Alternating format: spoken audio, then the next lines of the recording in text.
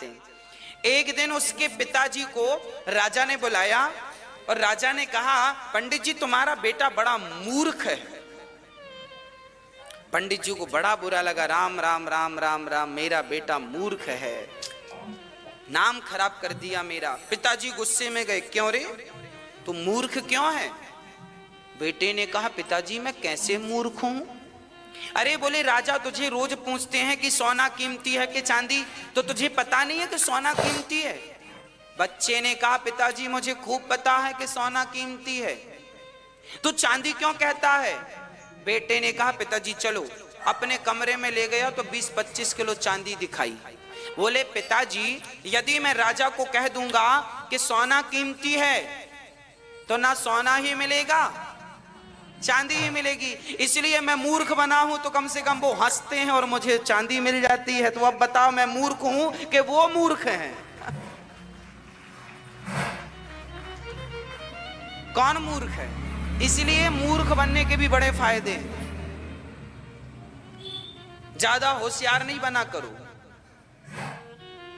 हर जगह होशियारी नहीं चलती। भगवान भी अर्जुन को पकड़ते हैं, मैदान छोड़ के मत जा, चल युद्ध कर, और खुद का नंबर आया जरासंध से लड़ने का तो भाग गए।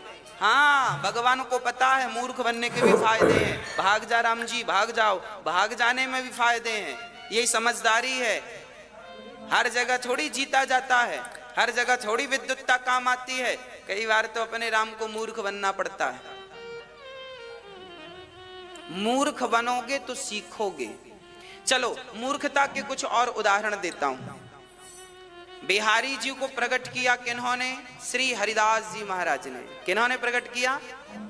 श्री हरिदास जी महाराज के शिष्य का नाम था तानसेन। क्या नाम था? तानसेन। एक बार तानसेन को एक राग गुरु जी से सुननी थी। उनको एक राग,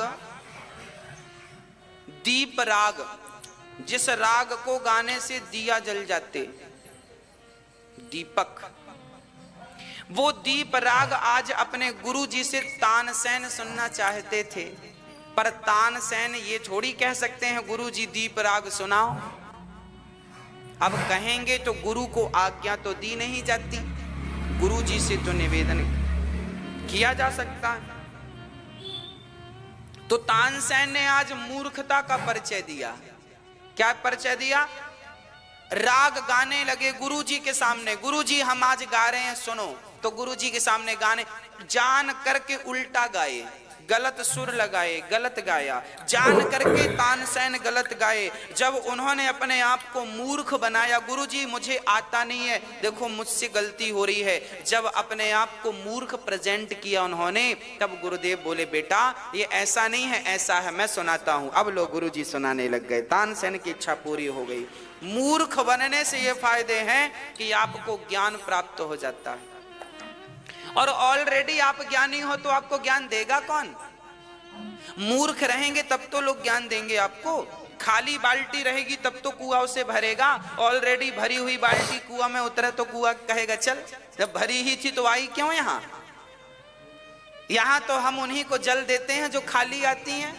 कुआं ने कहा जा, हम तुझे पानी नहीं देंगे क्योंकि तू ऑलरेडी भरी है, जा पहले खाली होकर आ, जब खाली होकर आएगी तो मैं अपने शीतल जल से तुझे भर दूंगा।